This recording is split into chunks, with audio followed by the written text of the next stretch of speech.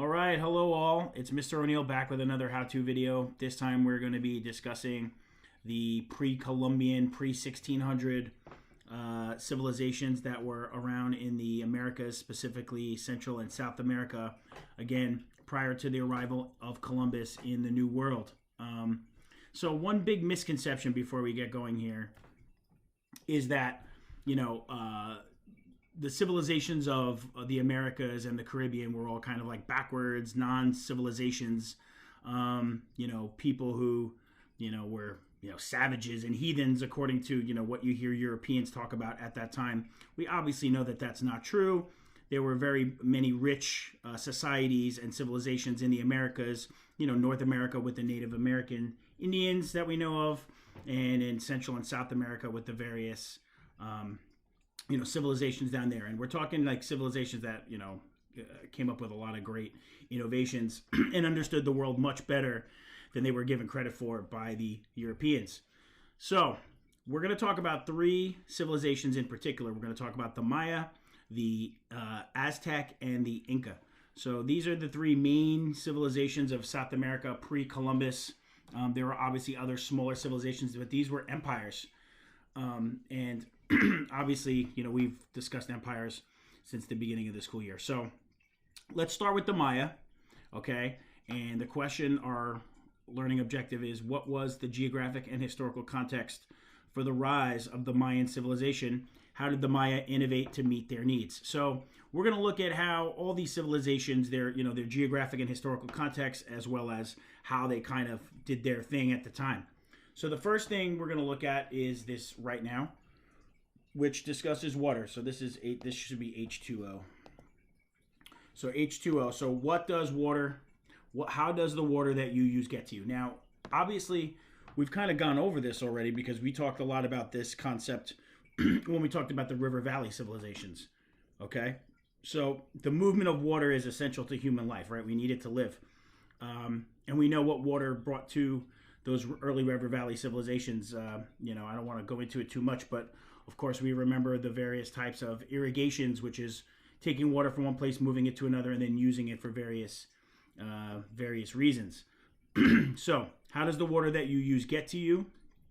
Identify two civilizations you learned about this year that moved water from one place to another. Describe how they did it and explain why they did it. So I kind of gave a little bit of the game away. I didn't mention any civilizations in particular, but I did talk about them moving it. I would like you to go back and think about some of the civilizations that used water, that moved it, and what were some of the reasons they moved it. So that's how we're going to start out this lesson. Okay, then we're going to come down here. We're going to learn a little bit about the geographic and historical context of the Mayan civilization. So the first thing you're going to do, you have two videos here.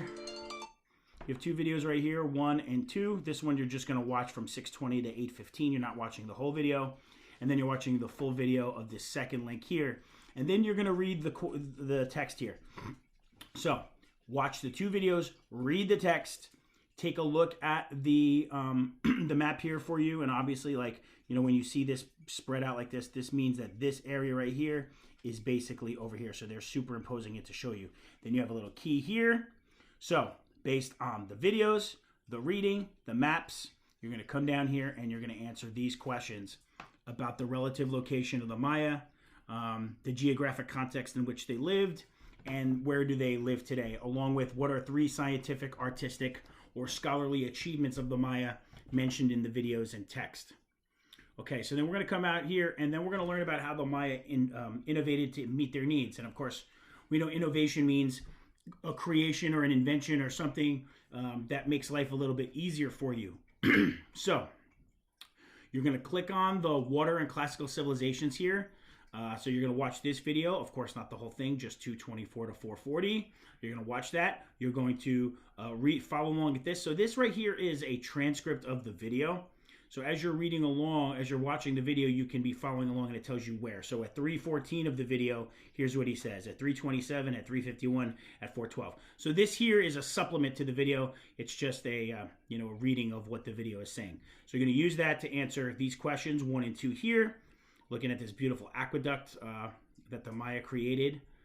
And then you're going to come here and you're going to finish up with this exit slip. So The what is rise of Mayan civilization. I give you the what. I want you to give me the when, where, what, how. And then you're going to take the what, when, where, what, how, and then you're going to combine it all into one sentence here. And you're going to combine the, like I said, the what, the when, the where, the how, and the why into this right here. Okay? That's the first day. Now we're on to the Aztecs. So the Aztecs had a massive empire. They're pretty cool to learn about. They were the last, surviving empire that was in Central America when the Spaniards came to explore. But they fought, they were a warrior class. They were a warrior empire. They took over a lot of land. They were despised by their enemies. They practiced human sacrifice, as even with children, so I mean, these people were deeply religious. They, held on to their beliefs and believed that human sacrifice could bring good crops and all that stuff. So before we do that though, here's a political map of the world in 1453. So where was the Aztec Empire? What were the historical circumstances that led to the rise of the Aztec Empire? So we're looking for where it was and what led to it. So here's a political map of the world. Using the map here, you're going to answer questions 1 and 2 based on that map. Again, we have more maps here and more information about the location of the Aztec Empire. Here you go with a little reading and a nice big map here for you. Okay, then you're going to come down here and using those maps, you're going to use that to answer these questions, which are relative location questions. Now, of course, ladies and gentlemen, I know that you guys have had difficulty with relative location in the past.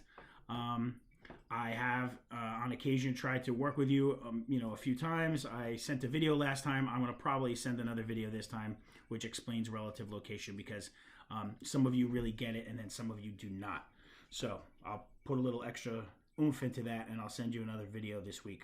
So you're going to use the information you got from these maps up here to answer the questions here on relative location of the Aztec Empire. Okay. Then we're going to come down here and we're going to learn about the historical circumstances that led to the rise of the Aztec Empire. So we have a video here about the Aztecs and their engineering. We have a timeline right here, which tells you where the Aztecs were in relation to these other periods. You have the reading, and then based on the reading and the timeline and the video, you have questions 1 and 2 here, right here. Then you're going to come down to the exit slip, which has 2 tasks. So for the first one, again, it's relative location. You're going to tell me, write one sentence to describe the relative location of the Aztec Empire using the Bank of Cardinal Directions. For example, Canada is north of the state of New York. So all you're going to do here is write me one sentence telling me where the Aztec Empire was in relation to somewhere else, right? So we know that Canada is north of New York. We know that Florida is south of New York. We know that California is west of New York. We know that the Atlantic Ocean and then Europe is east of New York, right? So these are examples of cardinal locations relative to New York of other places. You're going to tell me where the Aztec Empire was relative to any other place in the world you choose. Okay, second part, contextualization.